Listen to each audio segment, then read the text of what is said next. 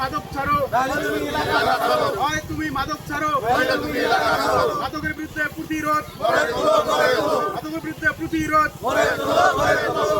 আমরা জানি যে আমাদেরকে মাদক ব্যবসায়ী যারা আছে দেখতে পারে না, যারা সুদের ব্যবসা আছে করে তারা দেখতে পারে না।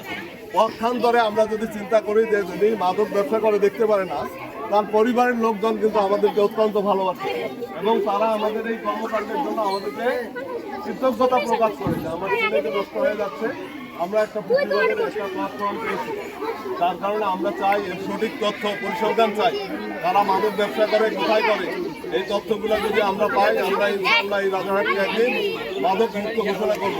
এটার অংশ হিসেবে আজকে আলোচনা হলো।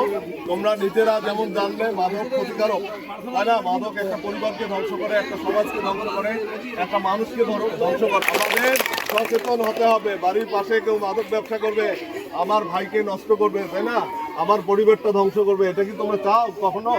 এটা অবশ্যই চাবে না। যার কারণে এমন যদি কোনো তথ্য থাকে তোমাদের বাবা মাকে বলবে, একটা কমিটি আছে, আপনারা তাদেরকে অবগত করেন, তাহলে আমরা পুলিশ প্রশাসন লাগুক আর মাদক দ্রব্যের লোক লাগুক, আমরা এটা বন্ধ করবার সর্বোচ্চ চেষ্টা করবো ইনশাল্লাহ।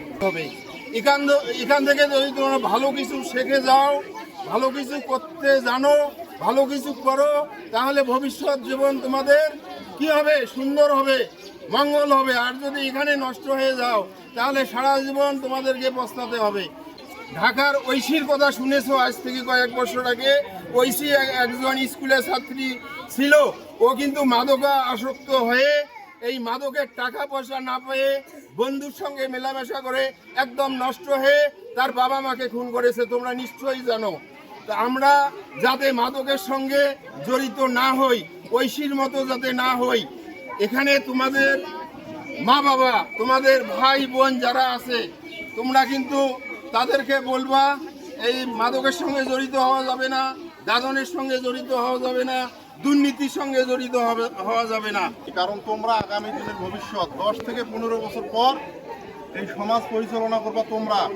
এই ব্যবসা বাণিজ্য, রাজনীতি, কৃষি সমস্ত কিছু দায়িত্ব থাকবে তোমাদের হাতে। সুতরাং তোমাদেরকে সচেতন হতে হবে, তোমাদেরকেই এই সমাজের হাল ধরতে হবে। আমাদের ভাই বা আশেপাশের লোক, এই সমাজ আল্লাহর কাছে সবসময় আমরা কামনা করি যেন এটাকে আমরা দাতন বলি। তুমি মাদক ছাড়ো, নয় তুমি এলাকা ছাড়ো, মাদক থেকে দূরে থাকি, সুস্থ জীবন উপভোগ করি। গড়ে তুলো, গড়ে তুলো, মাদকের বিরুদ্ধে প্রতিরোধ গড়ে তুলো, গড়ে তুলো।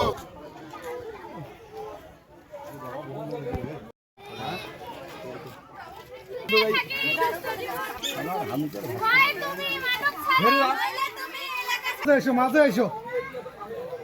হয় তুমি মাদক